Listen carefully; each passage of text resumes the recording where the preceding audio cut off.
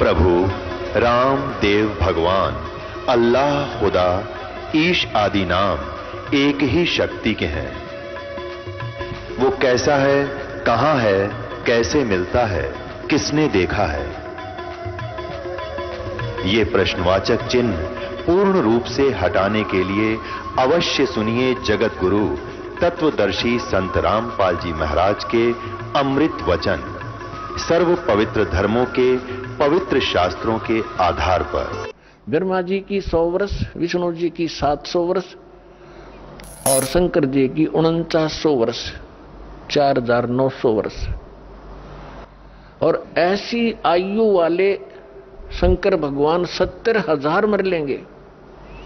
जब 70,000 शंकर जी की मृत्यु हो जाएगी, 70,000 शंकर मर जाएंगे शिव, उसके बाद एक ब्रह्म मरेगा सरपुरुष और एक ब्रह्मांड का विनाश होगा।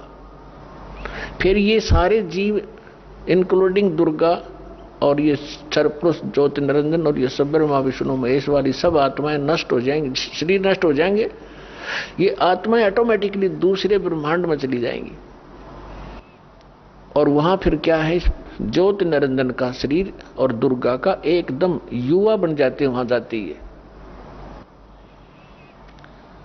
केवल इन दोनों की उत्पत्ति प्रथम होती है वहां ऑटोमेटिकली। जैसे आप देखते हो गेहूं के अंदर गेहूं कणक डाल रखी है, उसमें अपने आप सुरसी डोरे बन जाते हैं। तो उस जिस लोक में ये जाएंगे, जाते ही इनके ऐसे दोनों के युवा शरीर बन जाते हैं। फिर इनसे सभी आत्माएं जो दुर्गा के शरीर में प्रवेश कर जाती हैं, वो दोबारा फिर इसी तरह वहां इनका जन्म प्रारंभ होता है। फिर दूसरे ब्रह्मांड में सृष्टि शुरू होती है। तो जैसे 70,000 शंकर जी के मरने के उपरांत एक ब्रह्म की मृत्यु हुई, सरपुरुष की मृत्यु हुई, तो ये एक युग हो गया। एक युग किसका? अक्षर पुरुष का। गीता अध्याय नंबर 15 के श्लोक 16 में 2 पुरुष है, सरपुरुष और अक्षर पुरुष। अब अक्षर पुरुष की आयु बताते हैं आपको। ऐसा एक युग बना, ऐसे ऐसे 1000 युग का दिन है उस अक्षर पुरुष का, और इतनी ही रात्रि है। इसमें चतुर्युग नहीं है। गीता अध्याय नंबर 8 के श्लोक नंबर 17 में ये हमारे अज्ञानी धर्मगुरु अनुवाद करते समय गलती किए हुए हैं। उसमें ब्रह्मणे माने उस वहां पर चतुर्युग नहीं है, ओनली सहस्र युग लिखा है, 1000 युग लिखा है। इन्होंने ज्ञान तो था नहीं, ब्रह्मा जी का बता दिया कि ब्रह्मा जी के 1000 चतुर्युग का दिन, इतनी ही रात्रि। नहीं, वहां चतुर्युग नहीं है। ध्यान से पढ़ना उसको दोबारा, ओनली युग है। तो 1000 युग ऐसे बने हुए युग, 1000 युग का उस अक्षर पुरुष का दिन और इतनी ही रात्रि होती है। जब अक्षर पुरुष का दिन समाप्त होता है तो 21 ब्रह्मांड विनाश हो जाता, पूरे 21 ब्रह्मांड का। और ये सभी प्राणी उस अक्षर पुरुष के एक कोने में वहां रख दिए जाते हैं। उसके उपरांत फिर से ये 21 ब्रह्मांड का निर्माण होने लगता है। बहुत समय लगता है इसमें दोबारा। जैसे ये आजकल साइंटिस्टों की जहां पहुंची है, ये तो एक बहुत निम्न स्तर का ज्ञान है कि अपने आप ये इतने समय में पृथ्वी बन गई, इतने समय फलाना बन गया। ये तो बहुत बाद की बातें हैं। और वो 1 सेकंड में बना दे, 1 सेकंड में, एक वचन में फिर से असंख्य ब्रह्मांड रच दे उस समर्थ परमात्मा। लेकिन उसने विधान बनाकर छोड़ दिया। इस पे साइंटिस्ट अपना अनुसंधान करते रहेंगे, इसी में मर जाएंगे। ये भगवान का अध्यात्म के निकट भी नहीं पहुंच सकते, बल्कि दूर कर रहे हैं जनता को। अब क्या होगा कि ऐसे 1000 युग का दिन, ऐसे 1000 युग की रात, ऐसे बने हुए 30 दिन रात का महीना अक्षर पुरुष का, और ऐसे 12 महीने का एक वर्ष, ऐसे बने हुए महीने, और फिर ऐसे बने हुए वर्ष के 100 वर्ष की आयु है अक्षर पुरुष की। अब लगाओ हिसाब, अब परमात्मा क्या कहते हैं, एती उम्र बुलंद मरेगा अंतरे, जिसकी आयु है मृत्यु भी होगी। सतगुरु लगे न कान न भेंटे वो संतरे, एती उम्र बुलंद मरेगा अंतरे, क्योंकि वो सतगुरु लगे न कान न भेंटे वो संतरे। इतनी लंबी आयु भी हो जाएगी, अंत में फिर भी मृत्यु होगी तेरी। क्यों? क्योंकि आपके वो सतगुरु, वो संत नहीं मिले। कौन से संत? गीता अध्याय नंबर 4 के श्लोक नंबर 34 में कहा कि गीता ज्ञानदाता कहता है कि अर्जुन, गीता अध्याय नंबर 4 के श्लोक नंबर 32 में स्पष्ट कर दिया है कि सच्चिदानंद घन ब्रह्म ने मुख्य यानी परम अक्षर ब्रह्म अपने मुख कमल से आकर जो ज्ञान देता है वो तत्व ज्ञान है, उसको सूक्ष्म वेद कहते हैं। चौथे अध्याय के 34वें श्लोक में कहा कि उस तत्व ज्ञान को तू तत्वदर्शी संतों के पास जाकर समझ, उनको दंडवत प्रणाम करने से, कपट छोड़कर उनकी सेवा करने से वो तत्वदर्शी संत तुझे तत्व ज्ञान का उपदेश करेंगे। और उसके पश्चात 15वें अध्याय के 4थे श्लोक में कहा कि उसके पश्चात परमेश्वर के उस परम पद की खोज करनी चाहिए जहां जाने के बाद कभी मृत्यु नहीं होती, लौटकर संसार में कभी नहीं आती। तो यहां क्या बताते हैं, जैसे कुरान शरीफ के अंदर भी यही प्रमाण है, सूरत फुरकानी 25 आयत 52 से 59 में, कि जिस परमेश्वर ने 6 दिन में सृष्टि रची, 7वें दिन तख्त पर जा बैठा है, वो कबीर परमात्मा है। और उसकी खबर किसी बाखबर से पूछो, वो कुरान शरीफ का ज्ञानदाता भी उससे परिचित नहीं है। यजुर्वेद अध्याय नंबर 40 के श्लोक नंबर 10 में भी यही स्पष्ट किया है कि कोई तो परमात्मा को संभुवात कहता है, कोई असंभुवात कहता है। संभुवात माने जन्म लेने वाला, असंभुवात के वो कभी जन्म लेता ही नहीं, वो अजन्मा है, निराकार है। कोई रामकृष्ण रूप में मानता है संभुवात, तो वो परमात्मा कैसा है, जन्म लेता है या नहीं लेता है, उसकी जानकारी तत्वदर्शी संत बताते हैं, उनसे पूछो। तो यहाँ सूक्ष्म वेद में कहा है, एती उम्र बुलंद मरेगा अंतरे, क्योंकि वो सतगुरु लगे न कान न भेंटे वो संतरे। वो संत नहीं मिले तुझे जो तत्वदर्शी संत है। तो इस विश्व में पुण्यात्मा वर्तमान में ये दास है वो तत्वदर्शी संत। इसको चाहे अभिमान समझ लियो और ते सच्चा ज्ञान समझ लेना, ये आपकी बुद्धि के सत्र पर डिपेंड करता है। और फिर इससे पहले जो तत्वदर्शी संत थे उनका भी थोड़ा विवरण कराते हैं।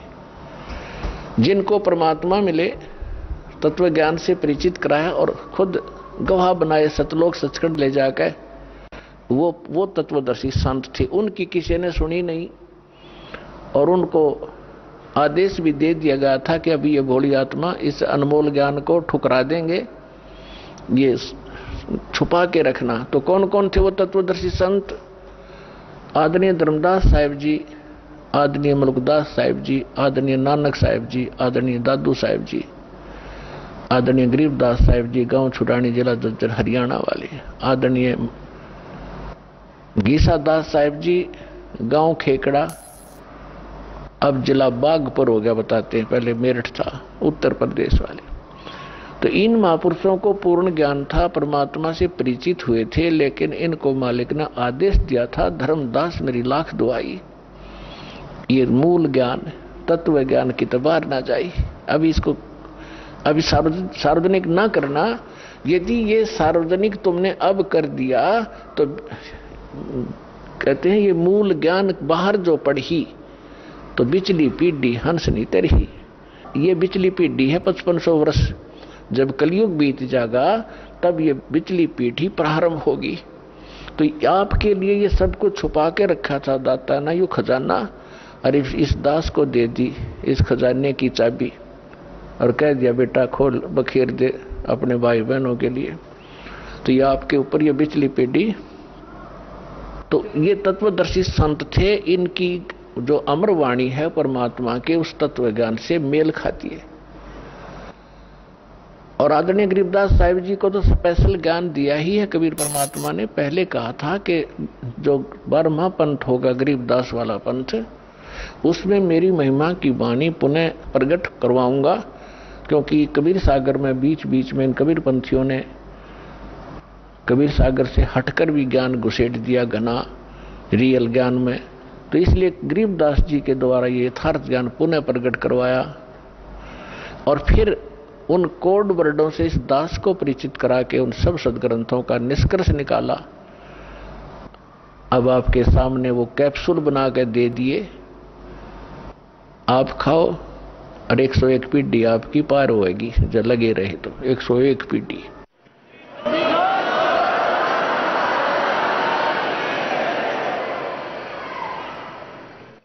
और ये संसारिक सुख तो यहाँ परमात्मा मुफ्त में देगा, आपको रूंगे में देगा। जिन सुखों के लिए, जिस धन के लिए आप भटक रहे थे, ये तो आपको फ्री में देगा। आप सोच भी नहीं सकोगे कैसे बरकत करेगा आपके घरों में, कैसे आपदाएं टालेगा आपकी, और फिर मोक्ष भी देंगे। तो यहाँ क्या बता रहे हैं, जो प्रसंग हम उसी पर आते हैं कि तत्वदर्शी संत ये महापुरुष थे। आदरणीय धर्मदास साहिब जी को परमात्मा ने फिर कहा है कि धर्मदास मेरी लाख दुहाई, ये सार नाम की तबार न जाई, सार नाम बाहर जो पर ही, ये बिचली पीढ़ी हंस नितर ही। ये यथार्थ जो सार नाम है, कहता है इसका तो जिक्र भी ना कर देना किसी को। जब ये नकली संतों पंथों का हाथ लग जाते, ये मंत्र जो दास आपको दे रहा है कंप्लीट कोर्स है, ये कंप्लीट इन ऑल रिस्पेक्ट। इसमें से इन अनाड़ियों ने, जैसे कार होती है तो किसी ने तो स्पेयर पार्ट की दुकान में से एक बैरिंग खरीद लिया और किसी ने एक व्हील खरीद लिया, टायर ले लिया, किसी ने स्टीयरिंग ठा लिया और वो नौका हट जा या गाड़ी बन गई। एक पहिया घुमाते फिरे, जैसे कोई तो किलंग किलंग नाम दे है, किलंग श्रंग किलंग, कोई अरंग अरंग देता है, कोई ओंकार ओम रंकार ये अटबट देते हैं। तो ये जो मंत्र ये लोग देते हैं, जैसे कोई सोम सोम देता उसके 2 हिस्से कर लिया कोई बात है। परमात्मा की वाणी से सोम शब्द चुरा लिया। जैसे किसी के घर से मोटरसाइकिल उठा लावा चोरी की, फिर इसको चलाने का तरीका क्या बता रहे हैं ये कि इस सोहम के 2 भाग कर लो, 100 बाहर हम अंदर। यानी मोटरसाइकिल 20 तक काट दी, जो गई इसने इधर घुमा दो, इसने इधर घुमा दो, बढ़िया गाड़ी बन गई। इन मूर्खान कहेगा पता नहीं।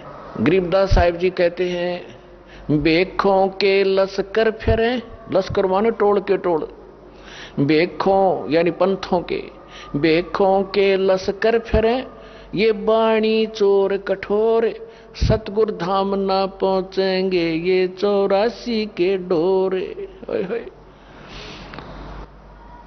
कहते हैं कि इन बेखों के कितने पंथों के झुंड फिरते हैं, परमात्मा की बाणी चुरा के, बाणी चोर कठोर, और इतने ढीठ बना दिए, लड़ने को तैयार हो जाते हैं, सच्चाई सुनना नहीं चाहते, मरने कटने को तैयार हो जाते। क्या साधु संतों के ये लक्षण होते हैं? बेखों के लश्कर फिरें ये बाणी चोर कठोर, और सतगुरु धाम ना पहुंचेंगे ये 84 के ढोर। यही धक्के खाएंगे ये लोग जो इस सत्य नाम और सार नाम, इस कंप्लीट कोर्स को नहीं ग्रहण करेंगे। तो हम फिर उस प्रसंग पर आते हैं। एती उम्र बुलंद मरेगा अंतरे, सतगुरु लगे न कान न भेटे वो संतरे। वो संत ना मिले आपको, तत्वदर्शी संत नहीं मिले। वो तत्वदर्शी संत जिन महापुरुषों से दास कलयुग में परिचित है, वो उनके शुभ नाम आपको अभी बताए। उनमें से एक आदरणीय गरीबदास साहिब जी, गांव छुड़ानी, जिला जज्जर वाले ने अपनी परमात्मा की महिमा कलम तोड़ बोली है, दिखाई है। तो वो क्या कहते हैं?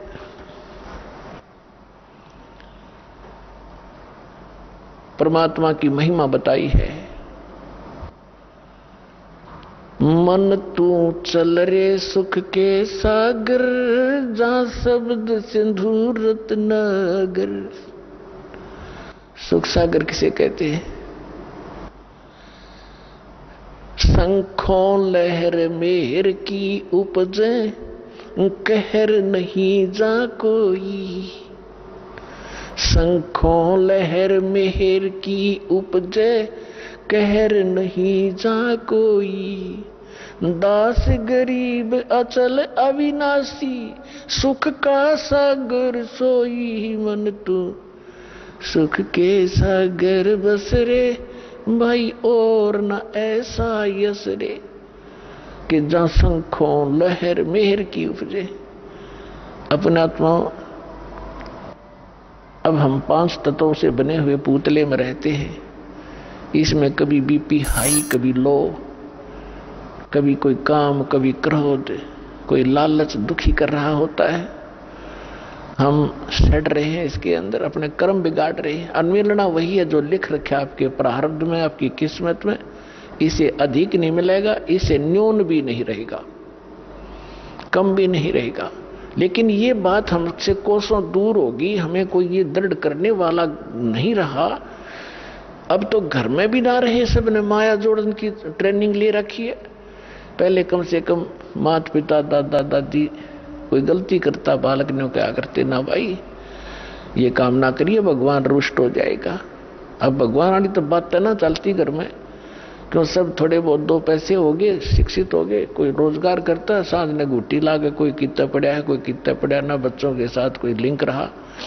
तो इस प्रकार ये हमारी सारी नैतिकता का विनाश हो गया। तो क्या बताते हैं, आप दास के साथ तो बहुत बार बीती है, कुछ पिछले संस्कार थे, मान के चरणों में रहा होगा दास। तो कई बार जब अकेला होता हूं, एक आध बार ऐसी हिलोर उठती है अंदर से, चाहे हमें किसी ने हमें कितना ही सता रखा हो, कितना दुख दे रखा हो, चाहे कुछ पैसे भी मार रखे हो, चाहे कभी गाली गलोच भी कर रखा हो, उसके प्रति भी दोष नहीं रहता, वो भी अपना सा दिखाई देता है। वो रहती है कुछ थोड़े समय के लिए, वो जो लहर सी उठती है कुछ देर तक रहती है, उसमें कोशिश भी न करें उसके प्रति द्वेष पैदा हो नहीं होता। और उस लहर के जाने के बाद, उस तरंग के जाने के बाद फिर वो एक खचड़ा भरा होता है, उसने ऐसा क्यों बोला, उसने ऐसा क्यों कह दिया है, अब ये करूंगा, वो करूंगा, फलाना करूंगा। तो वो जो मिहिर की लहर थी वो थी जिसमें किसी के प्रति दोष द्वेष नहीं आ रहा था। और कैर की लहर वो शुरू होगी जब आम रहती है हमारे अंदर। तो इसके विषय में बताता है कि उस सतलोक के अंदर गरीबदास साहिब जी कह रहे, शंखों लहर मेहर की उपजे, और कहर नहीं जा कोई दुख है नहीं। अपने आत्मा आप यहाँ आए हुए हो, सतलोक आश्रम बरवाला जिला हिसार हरियाणा में, चाहे कोई 4 दिन से आ रहा है, कोई 10 दिन से, कोई 2 दिन से। अब यहाँ क्या दिक्कत है आपको? वो जानबूझ के अपने स्वभाववश कोई प्रॉब्लम पैदा करो, वह दूसरी बात है।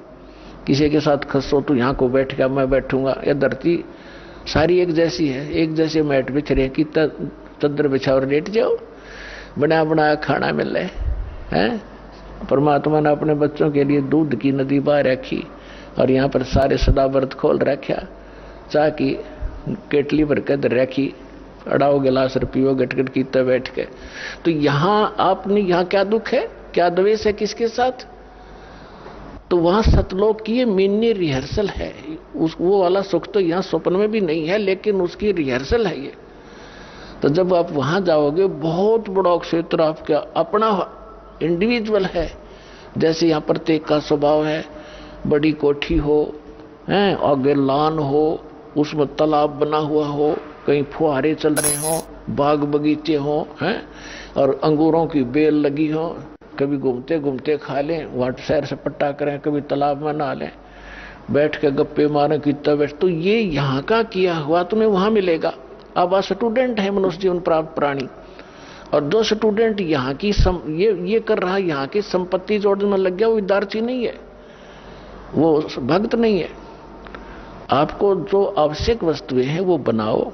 गर्मी सर्दी से बचने के लिए मकान की आवश्यकता बनाओ, जैसा आपकी सुविधा भगवान ने आपको प्रारब्ध में दिया उतना ही बनाओ, ज्यादा नहीं। आज की वर्तमान की आवश्यकता है मोटरसाइकिल, कार है, व्हीकल है, ये भी ले लो, कोई बड़ी बात नहीं। और आप देख लेना, विश्वास रखना, सच्चे दिल से लगे रहना, जो वर्तमान आधुनिक आवश्यकता है आपकी सारी पूरी करेगा आपको परमात्मा। मोटरसाइकिल वाले को मोटरसाइकिल जरूरत है वो ही देगा, तो आप याद रख लेना। लेकिन सदुपयोग करना, सत्संग के लिए उद्देश्य रखना कि मुझे भगवान कोई व्हीकल दे तो आपकी महिमा सुनने के लिए हम सह परिवार आए, इस तरह की भावना बना कर रहना, तो वो जो आवश्यक वस्तु है आपको यहाँ अवश्य देगा। तो वहां वो सारा सुख वहां सतलोक के अंदर है। तो वहां राग द्वेष पर ही बने, कोई अभाव नहीं किसी चीज का। या तो चोर जब करेगा जब उसको भूखा मर रहा होगा, या उसने लोगों की तरह कोठी बनाने की होड़ लगी हुई होगी, तो तब आपकी इस ज्ञान से वृत्ति हटेगी जो हमारी एक पशु पक्षी जैसी वृत्ति थी। जैसे गोबर का भूंड हमने देखा खेतों में, गोबर का भूंड, ये पहले मनुष्य था जो घना धन जोड़ दिया बैंक में बनाने वाला, फिर वो भूंड बन गया। हमने देखा पशु गोबर कर देते खेतों में, और भूंड और भूंडनी वह दोनों पति पत्नी उस गोबर ने इकट्ठा करने में सारा दिन लगे रहे, और बना के उसके गोले और बिल में ठोक ले, और उन इकट्ठा करते करते को पशु के पैर के नीचे आकर दोनों मर जा, वो गोबर इकट्ठा करा रह गया। तो हम उसी व्यक्ति के जीव हैं जो भक्ति नहीं करते, इस ज्ञान से परिचित नहीं है। बैंक जोड़ लिया, कोठी बना ले हैं, और पता नहीं के बना कर प्लाट लेकर डाल दो, घोड़े पीछे हो जाएंगे, कल मृत्यु हो जाए, परसों गदा बना कर वहीं घूम रहा होगा उस प्लाटों के अंदर से। तो ये इस ज्ञान से आपको, ये सत्य ज्ञान है, ये गॉड गिवन स्पिरिचुअल नॉलेज है, किसी डूम बाट के गीत नहीं है ये आपका घड़े काम आएंगे। तो इससे आपकी वो जो हवस थी बकवादों की वो खत्म हो जाएगी। तो वो खत्म होगी, घर में बरकत आप देगा। क्यों बीड़ी शराब मांस तम्बाकू हम छुटवाएंगे, वो तो हाथ लान नहीं दे, जो वाहियात का खर्चा था, और शरीर नाशक और भक्ति नाशक। और फिर ब्याह शादी में खर्च नहीं करने देंगे, फिर भक्त नहीं, जे बकवाद करेगा तो फिर पैसा चाहिएगा किस लिए तुमने, किस लिए माया के पीछे भागोगे। और जो आवश्यक वस्तु होगी भगवान आपके आगे रखेगा। जैसे माता पिता बालक के लिए सुबह दूध कटोरा भर के ले बेटा पी, जो अनजान है ले पी, तो ऐसे रखेगा आपके सामने। जब इसके हो जाओगे तुम, अभी तो आप काल की फर्द में बैठे डे हुए, उसकी रजिस्ट्री हो रही है आपकी काल के, ये परमात्मा उससे अपनी फर्द में लेगा, आपको अपने नाम करावेगा, और फिर आपको पार करेगा, आपको भक्ति देगा, मोक्ष देगा, सुख देगा।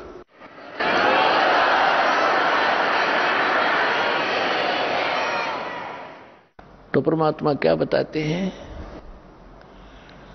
इस गंदे लोक में आपने कितने जन्म खो दिए धक्के खा के।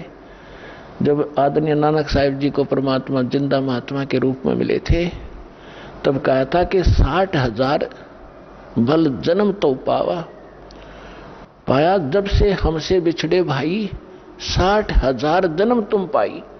कि जब से आप सतलोक से बिछड़ के आए हो पुण्यात्मा, 60,000 तो अच्छे अच्छे जन्म राजाओं के प्राप्त हो गए तेरे को, अन्य की तो गिनती नहीं कितने दुख उठा लिए।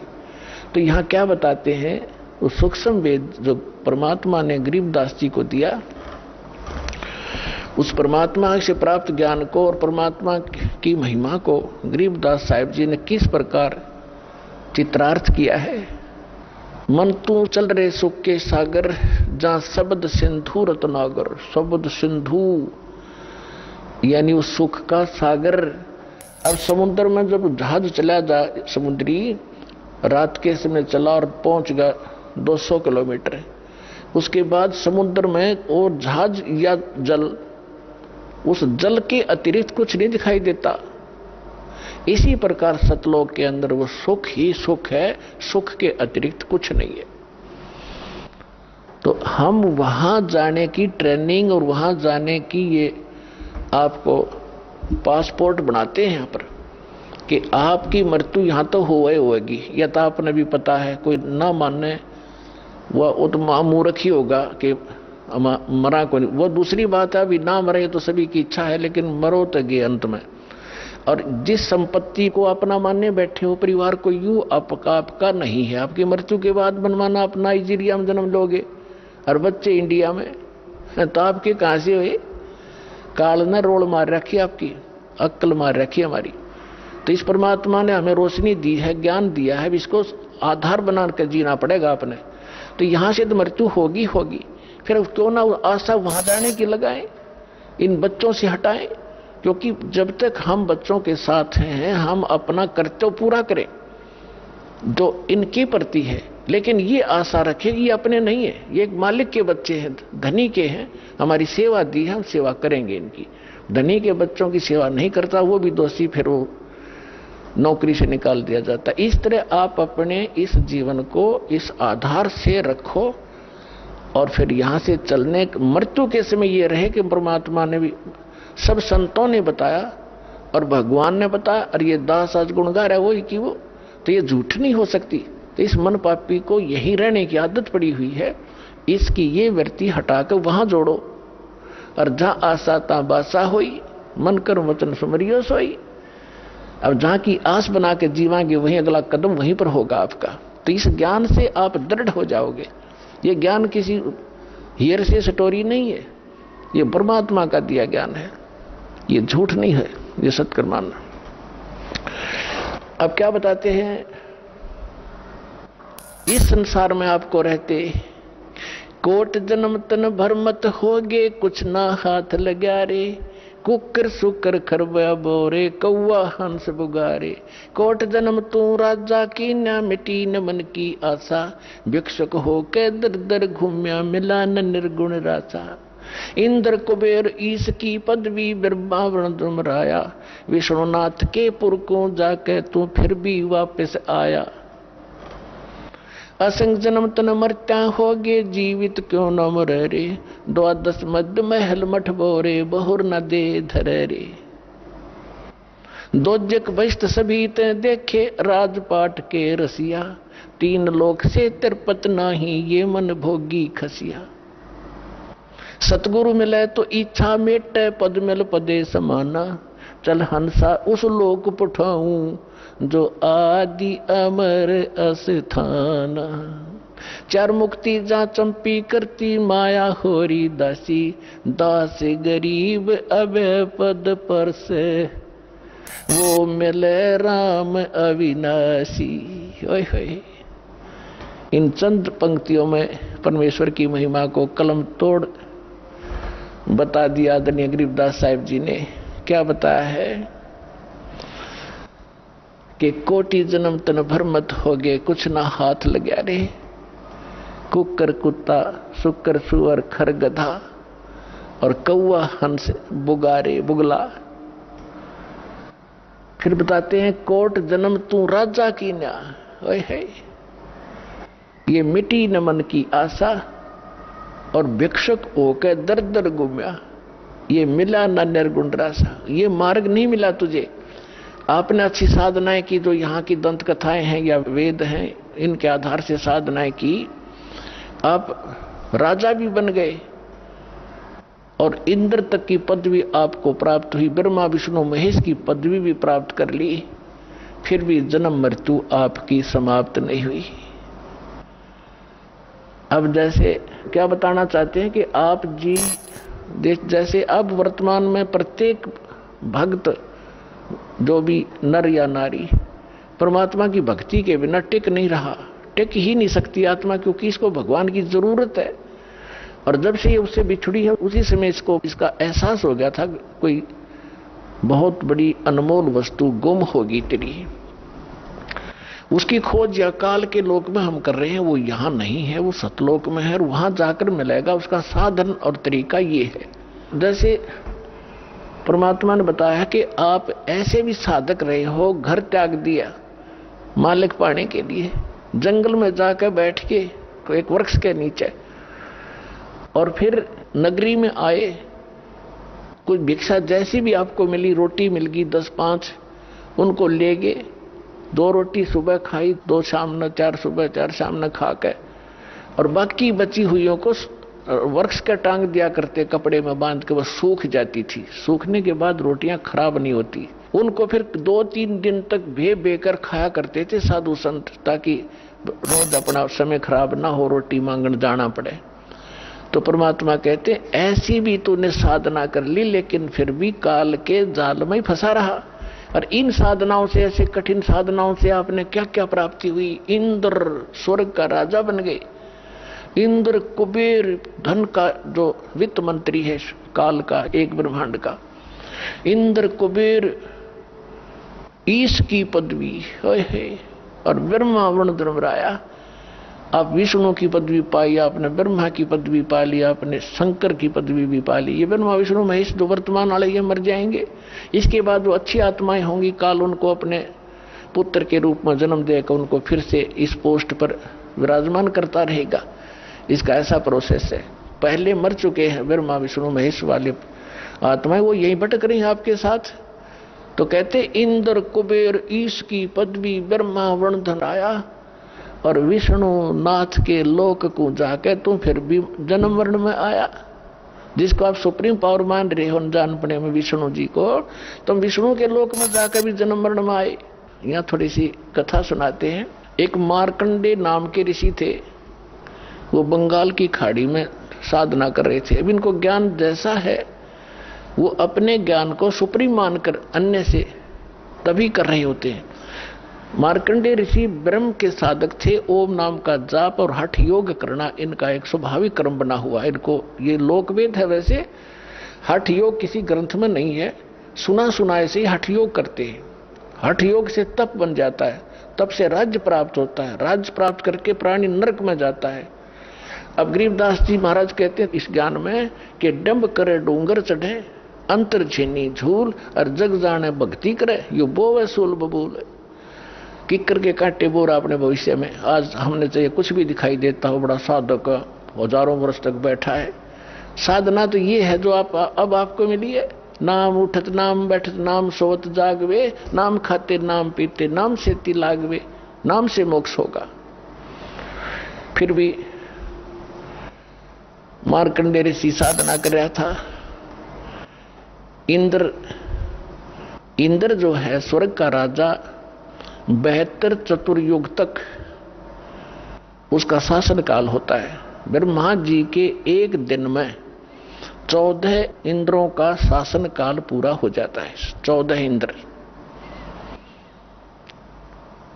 तो इंद्र की जो पदवी प्राप्त होती है वो यज्ञ से, तप से प्राप्त होती है। तो इंद्र को एक और हिदायत दी जाती है स्वर्ग के राजा को, यदि तेरे शासन काल में 72 चतुर्युग में यदि किसी ने इंद्र की पदवी प्राप्त करने योग्य तप साधना यज्ञ धर्म कर लिया तो तुझे पद रहित करके उसको पोस्ट दे दी जाएगी। उसको ये साधना ना करने देना, उसको खंडित कराना, ये तेरी जिम्मेवारी है। तो उसको चिंता बनी रहती है कि तेरे शासन काल में इंद्र को कि कोई ऐसा तप ऐसा यज्ञ ना कर ले जिससे तेरी पदवी को खतरा हो, तुझे पद से हटाया जाए। राज के लिए तो ये लाखों सैनिक मरवा देते राजा लोग, और तो फिर राज कैसे छूटे इन पे। उसको चिंता बनी रहती है। वो अपने देवताओं की ड्यूटी लगाता है, तुम इधर भटकते रहो, तुम इधर जाओ, को तपस्या कर रहा हो तो मुझे बताओ। तो उसको पता चला कि बंगाल की खाड़ी में एक मार्कंडेय नाम के ऋषि बहुत वर्षों से साधना कर रहे हैं। उसको चिंता हुई कि यदि मार्कंडेय ऋषि ने तप पूरा कर लिया तो तेरी इंद्र की पदवी को खतरा होगा। तो उसने एक उर्वशी भेजी उसको, उसके खंडित कराने के लिए उसके तप को। और उर्वशी को ऐसी सिद्धियां दे दी कि उसने वहां जाकर के बसंत जैसा वातावरण बना दिया। और वहां अपने आप ऐसे सुरीले घंटियां बजने लगी जैसे साजबाज बजते हैं, जैसे गानों के अंदर वो बाजे बजते हैं, साजबाज बजता है, ऐसे शुरू हो गए। और आसपास बहुत सुगंध आने लगी, हवा में शीतलता, सुंदर बहुत सुहावनी शीतलता भर गई। और वो लड़की जो उर्वशी गई थी, मार्कंडेय ऋषि की आधी आंखें खुली थी, आधी बंद थी, वो सामने डांस करने लगी थोड़ी सी दूरी पे, अपनी चटक मटक कर रही थी, बकवास दो उसने करनी होती है। मार्कंडेय ऋषि ने कोई गतिविधि नहीं की। लास्ट में वो बिल्कुल निवस्त्र होगी तब मार्कंडेय ऋषि ने कहा कि हे बेटी, हे बहन, हे माई, आप यहाँ किस उद्देश्य से आए हो? आप अपने वस्त्र पहनो। अब वस्त्र पहनकर वो कहने लगी कि हे मार्कंडेय गोसाई, इस बनखंड के अंदर जितने अन्य तपस्वी थे वो तो मुझे देखकर ही डामाडोल हो गए, उनकी तो मन की दशा खराब होगी, लेकिन आपकी समाधि कौन से लोक में थी जो आप डगमग नहीं हुए? मार्कंडेय ऋषि ने कहा कि जहां मेरी समाधि थी वहां पर तेरे जैसी सुंदर औरतें तो उन नाचने वालों की नौकरानी थी, मैं तुझे क्या देखूं? अब वो कहां समाधि लगाए बैठा था? ब्रह्मलोक में। पुण्यात्मा दास बहुत बार आपको बता चुका है, फिर भी बताते रहेंगे, क्योंकि प्रत्येक सत्संग में नए स्टूडेंट भी होते हैं। ये जितने भी लोक हैं, शिवलोक, विष्णुलोक, ब्रह्मा का लोक, ब्रह्मा जी का लोक, देवी का लोक, ब्रह्मलोक जो इसमें काल की अलग व्यवस्था है, ब्रह्मलोक, या गणेश जी का लोक, ये सब एक रेस्टोरेंट टाइप है। इन्होंने वहां अपने प्रत्येक लोक में रेस्टोरेंट बना रखे हैं। जैसे हिसार में रेस्टोरेंट है, तो रोहतक में है, चंडीगढ़ में है, दिल्ली में जो रेस्टोरेंट हैं वो इनसे बहुत सुपीरियर हैं, अच्छे हैं। बम्बई में रेस्टोरेंट है तो उनके चार्जेज भी ज्यादा ही होते हैं और बकवाद भी ज्यादा ही होती है। इस प्रकार स्वर्ग लोक भी एक रेस्टोरेंट है, विष्णु जी के लोक में भी एक स्वर्ग है, कॉमन स्वर्ग भी है। तो जो सुविधाएं अन्य लोकों में है उनसे कई गुना ब्रह्मलोक के अंदर सुंदर औरतें, ये और क्या देखें समाधि में। अपने आत्मा अभी बालक हो आप इस सिद्धार्थ मार्ग में, जैसे आप बस स्टैंड पर बैठे हो और आधा घंटा बस आने में हो, तो 3 बजे उठ कर देखोगे नो खड़ा होकर, कड़े कहां से आ गई, यू मन टेकने ना दे। और आप फिल्म देखने जाते हो 3 घंटे तक, 3 घंटे इन्हों नहीं पता लगा गई कि कहां कितने समय में चला गया। तो इस मन को बकवाद चाहिए, ना तो टेकने ना दे जीव ने। ये समाधि लगा कर बैठे नजर आते थे साधु और तपस्वी हमारे शरीर में। ये हमारा एक शरीर है, ये एक टीवी समझ लो, टेलीविजन, और इस टेलीविजन के अंदर चैनल लगे हुए हैं। जैसे मूल कमल में गणेश जी वाला चैनल है, और फिर आगे उसे 2 उंगल ऊपर रीढ़ की हड्डी जो है बैकबोन, इसके अंदर की साइड में जहां ये नीचे गुदा के पास जाके अंड होता है, इसके अंदर की साइड में 2 उंगल ऊपर नीचे से गणेश जी का लोक चैनल है, कमल है। उससे ऊपर स्वाद चक्र है, सावित्री ब्रह्मा का के लोक का जो भी कार्यक्रम वहां हो रहा है इसमें देख सकते हैं हम। जैसे टीवी में आप जिस भी टीवी चैनल को ऑन करोगे और उसमें जहां का प्रोग्राम हो रहा होगा वो आप यहां बैठे देख सकते हैं। ऐसे फिर नाभि कमल में विष्णु और लक्ष्मी जी का, हृदय कमल में शिव और पार्वती का, कंठ कमल में दुर्गा वाला के लोक का इसमें देख सकते हैं। और सहस्रार कमल में फिर आप काल का देख सकते हैं, ब्रह्म का। तो ये क्या होता है कि ये जब समाधिस्थ होते हैं तो पूर्व संस्कारित होते हैं, जो डले ढो रहे हैं, साधना कर रहे हैं, भटक रहे हैं बेचारे, तो सतयुग त्रेता द्वापर में पुण्यात्माएं जन्म लेती हैं जिनकी स्वाभाविक समाधि लग जाती है। प्रत्येक आदमी की बहुत अच्छी साधना होती है, उनकी पिछले संस्कारवश उनके कमल भी थोड़े थोड़े खुले होते हैं। तो अभ्यास करने से कोई कमल खुल जाता है। जिस कमल में को वो देख रहा है और टेलीविजन की तरह काम कर रहा है, कहीं नाच हो रहे हैं, कहीं गाने हो रहे हैं, कहीं बाग बगीचे लहर फले फूले दिखाई देते हैं, और फिर आगे घूमता रहता। तो ऐसे ये मन यहाँ तो बैठा दिखे, 10 वर्ष से बैठा है, इतने समय से बैठा है, और ऊपर वो देख रहा है, सैर सपट्टे कर रहा है। तो यहाँ इससे क्या होता है कि बैठने से एक भगवान के लिए बैठा है तो तप बन जाता उतना उसका, और तप से राज मदमानम जन्म तीसरे शुक्र समानम, तपेश्वरी सो राजेश्वरी, राजेश्वरी सो नरकेश्वरी। तो ये मार्कंडेय ऋषि उस ब्रह्मलोक में बड़े रेस्टोरेंट में, बम्बई आड़े कौन सा स्टार बोले, उसमें जा रहा था। और वो क्या है कि वहां पर तेरे जैसी तो उन नाचने वालों की बंदी थी, नौकरानियां थी, तुझे क्या देखूं, तेरे से कोई और सुंदर है उसको भेज। तो उसने कहा, उर्वशी ने, कि मैं मैं सबसे सुंदर मैं ही हूं और इंद्र की पटरानी हूं, सची मेरा नाम है,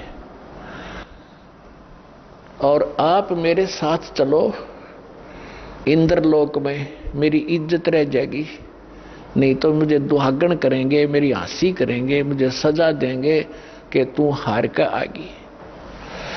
तो मार्कंडेय ऋषि जैसा जिसने जो ज्ञान है, जैसे गीता अध्याय नंबर 4 के श्लोक नंबर 25 से लेकर 30 तक यही ज्ञान दिया है गीता के अंदर, कि कोई तो योग साधना करता है, कोई स्वाध्याय करता है, कोई देवताओं की पूजा करता है, कोई श्वास उश्वास की प्रक्रिया ही करके उसी को सफल मान रहा है, और सब अब अपनी साधना को उत्तम मान रहे हैं, पापनाशक जानते हैं। वास्तविक चौथे अध्याय के 32वें श्लोक में कहा कि इन यज्ञों की, धार्मिक अनुष्ठानों की विस्तार के साथ जानकारी सच्चिदानंद घन ब्रह्म की वाणी में है। परमात्मा स्वयं आकर बताता वही है वो तत्व ज्ञान, उसमें कंप्लीट है, संपूर्ण है विस्तार के साथ। तो वो ज्ञान ये दास आपको सुना रहा है।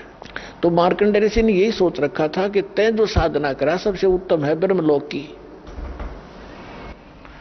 तो मार्कंडेय ऋषि ने उस उर्वशी से कहा कि आप इंद्र की पटरानी है, 72 चतुर्युग तक इसका जीवन है, उसके बाद मरेगा, फिर तू क्या करेगी? उर्वशी ने कहा कि मैं 14 इंद्र वरूंगी, यानी ब्रह्मा जी के एक दिन में जितना पीरियड है तब तक मैं स्वर्ग की महारानी बनी रहूंगी। इंद्र मरता रहेगा, दूसरा आता रहेगा, वो मुझे पत्नी बनाता रहेगा। मेरा इतना समय है सुख का, स्वर्ग का। अपना आत्माओं देखो, उस प्यारी आत्मा ने कभी मनुष्य जीवन मिला होगा, कोई उसने कैसी कठिन साधनाएं, कठिन तप किए होंगे, जो स्वर्ग की महारानी बनी और इतने लंबे समय तक। और अंत में क्या होगा इसका, इनको भी ज्ञान होता वहां जाने के बाद, लेकिन विकल्प नहीं था, क्योंकि कोई सतगुरु लगे न कान न बैठे वो संतरे। तो क्या कहती है, मार्कंडेय ऋषि ने पूछा कि जब इंद्र मरेगा, मृत्यु होगी, तब तू क्या करेगी? कि 14 इंद्र वरूंगी मैं, यानी नेक्स्ट इंद्र जो इस पदवी पर आएगा वो मुझे पत्नी बनाएगा, उसके साथ भी मैं ऐसे मौज मस्ती मारूंगी, स्वर्ग में रहूंगी। यानी वो महानता बता रही थी अपनी, मैं इतनी सुखी हूं, इतने समय तक सुख स्वर्ग में रहूंगी। मार्कंडेय बोले कि वो 14 भी मरेंगे, फिर तू क्या करेगी? फिर भी तो मरेगी। तब वो खुद कहती है कि जितने इंद्र मैं भोगूंगी वह तो गधे बनेंगे मृतलोक में, और मैं गधी बनूंगी। फिर मार्कंडेय ऋषि बोला कि मुझे वहां क्यों ले जा रही थी तू, इसे गंदे लोक में जिसका राजा भी गधा बना मृत्यु के उपरांत, रानी गधी बने। तब उसने कहा मैं अपनी इज्जत रखने के लिए ले जा रही थी। बता, ये इज्जत की भी ठेकेदार तू 14 खत्म करेगी, हर मरने के बाद गधी बनेगी, अब भी इज्जत की ठेकेदार बनी बैठी है। तो हमारी अकल मार रखी है, काल ने बुद्धि नहीं छोड़ रखी।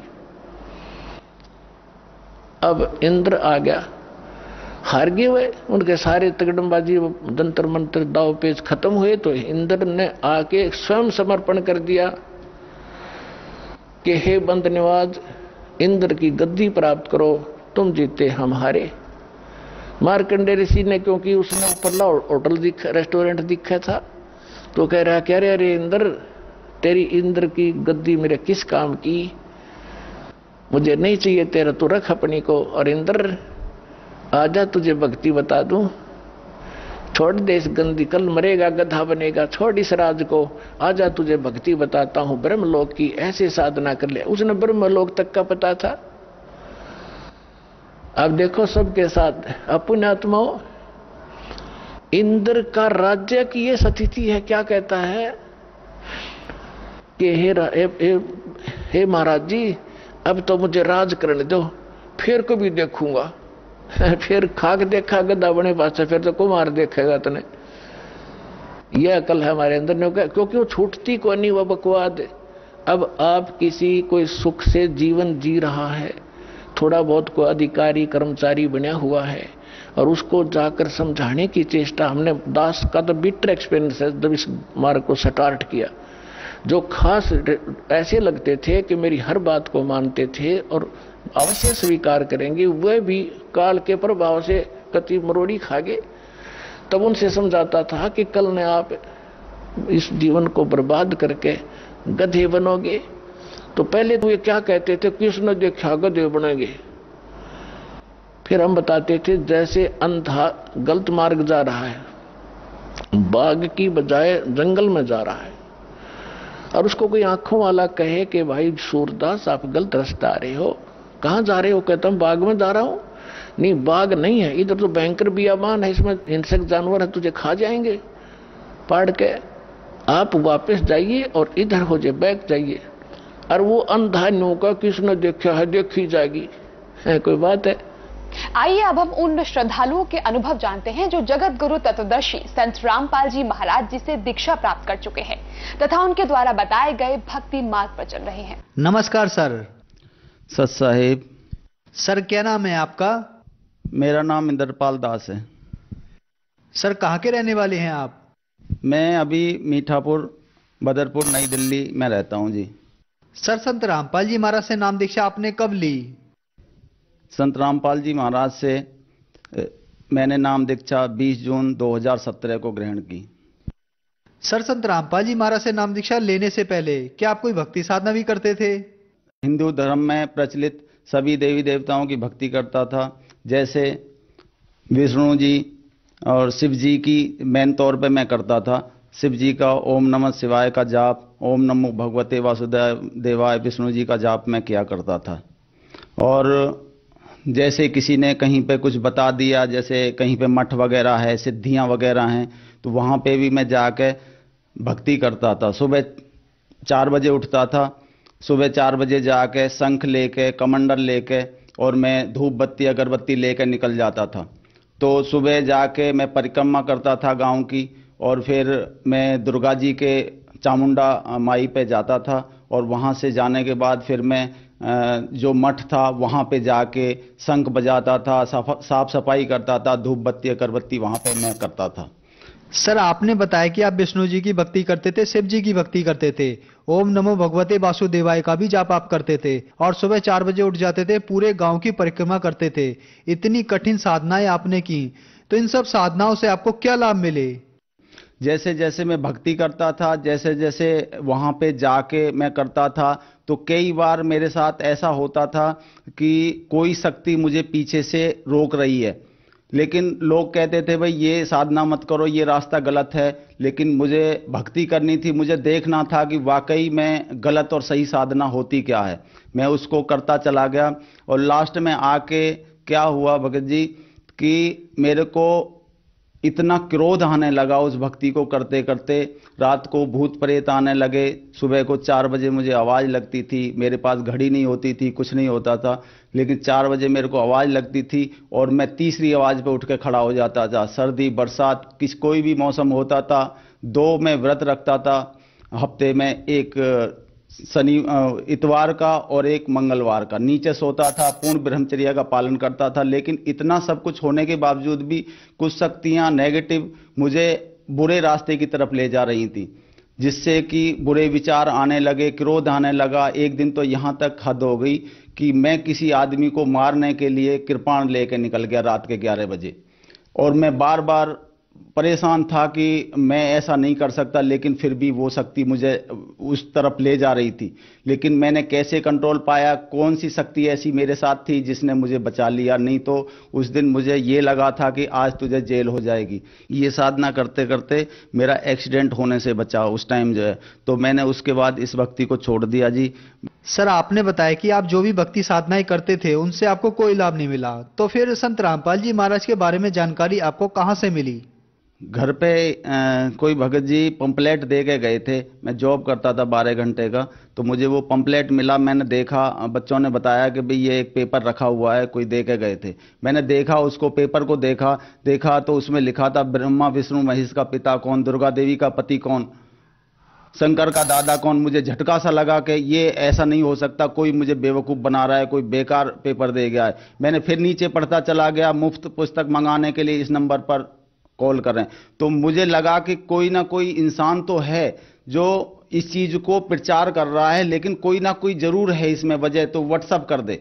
एक बार विचार आया कि यार नहीं, कोई बेवकूफ बना रहा है, ऐसा नहीं हो सकता। लेकिन फिर दूसरी बार विचार आया कि नहीं यार, व्हाट्सअप कर दे, 1 रुपया तो जाएगा, कोई बात नहीं है। मैंने व्हाट्सअप कर दिया जी, मेरे घर पे ज्ञान गंगा पुस्तक आ गई, वो रखी रही, मैं ड्यूटी चला गया, मुझे नहीं पता उसके बाद।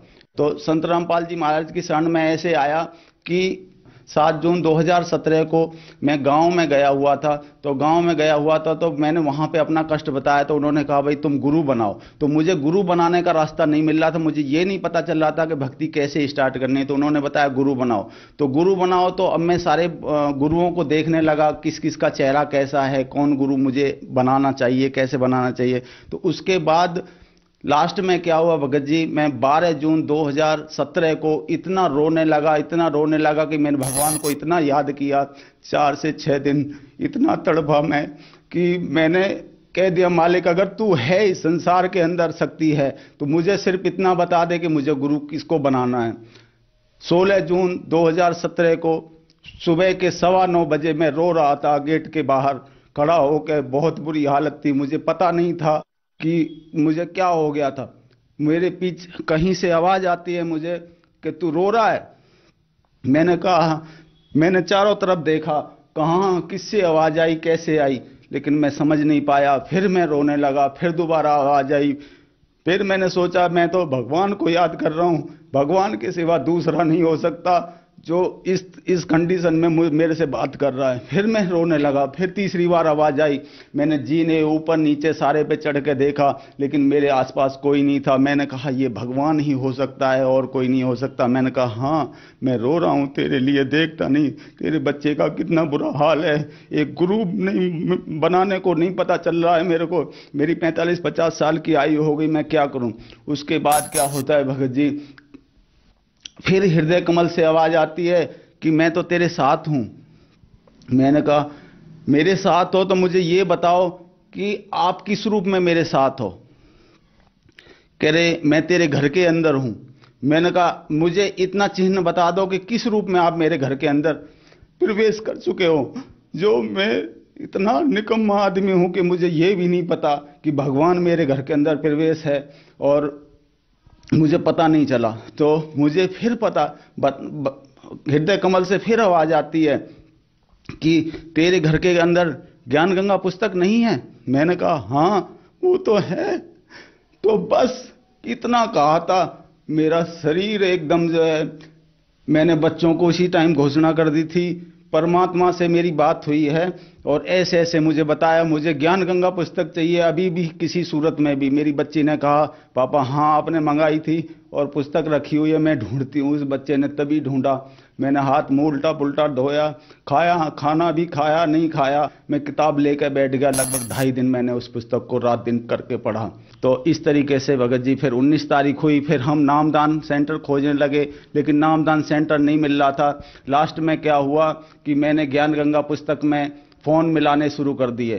शाम के 6 बज गए, 6:15 बज गए, मेरी अंधेरा होता जा रहा था। मेरे दिल की धड़कन इतनी तेज हो गई थी, मालिक अगर ये ज्ञान नहीं मिला तो मैं घर छोड़ दूंगा, कुछ संसार छोड़ सकता हूं लेकिन तुझे नहीं छोड़ सकता। जो मालिक आके मुझे ये बता सकता है कि ये ज्ञान गंगा पुस्तक से तुझे गुरु मिल जाएगा, वो भगवान ही हो सकता है, कोई और नहीं हो सकता। मैं संत रामपाल जी को जानता भी नहीं था, पता भी नहीं था कि कोई परम शक्ति ऐसी है जो इस संसार के अंदर आई हुई है। फिर भगत जी रात के लगभग 9 बजे जब मुझे कोई उपाय नहीं मिला तो मैंने परमात्मा के ऊपर छोड़ दिया, मालिक तू ही मुझे नामदान सेंटर बता सकता है, तू ही बता सकता है। फिर मालिक की प्रेरणा हुई, भोजन करने जा रहा था कि बेटा तेरे ही पास कोई भगत रहता है।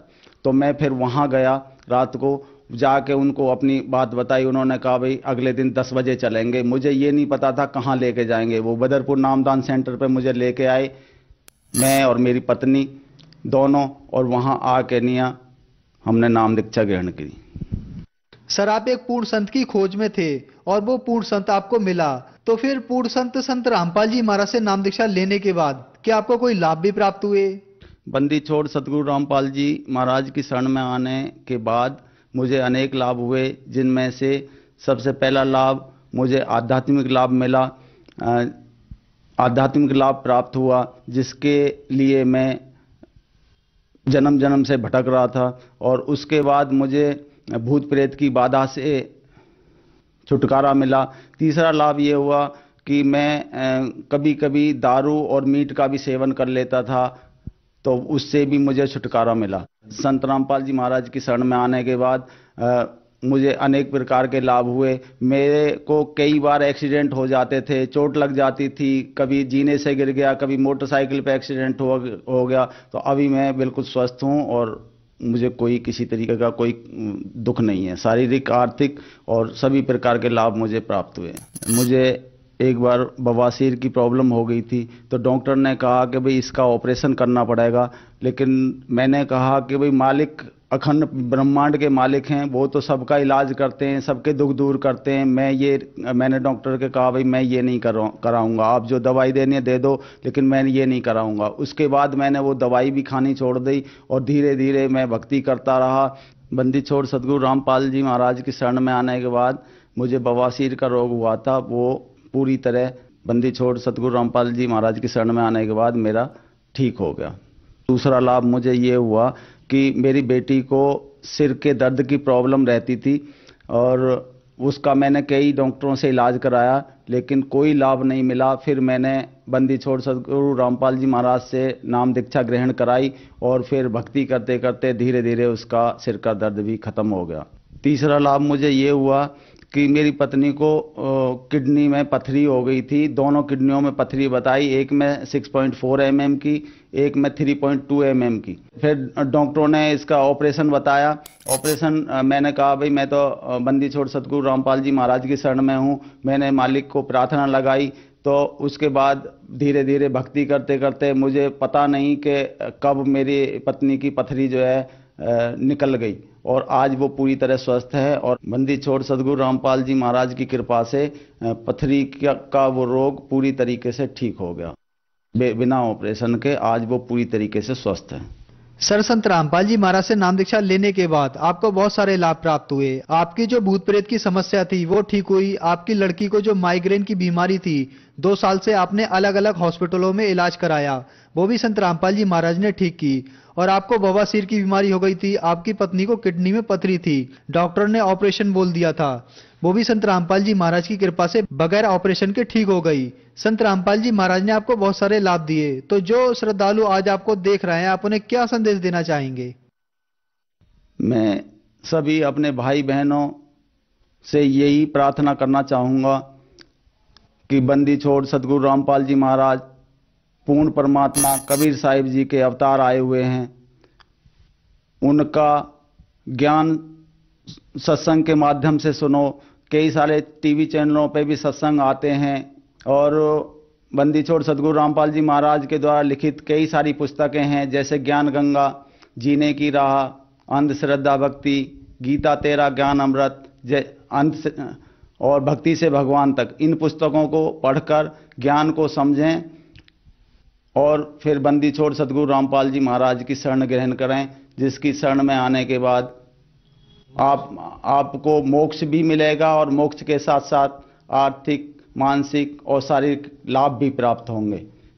जो लाभ मैंने प्राप्त किए हैं वो आपको भी बंदी छोड़ सतगुरु रामपाल जी महाराज की शरण में आने के बाद जरूर प्राप्त होंगे। मेरी आप सबसे कर जोड़कर विनम्र प्रार्थना है कि एक बार बंदी छोड़ सतगुरु रामपाल जी महाराज का सत्संग अवश्य सुने, वे उनके द्वारा लिखित पुस्तकें जरूर पढ़ें। सर, संत रामपाल जी महाराज से नाम दीक्षा कैसे ले सकते हैं? बंदी छोड़ सतगुरु रामपाल जी महाराज से नाम दीक्षा लेने के लिए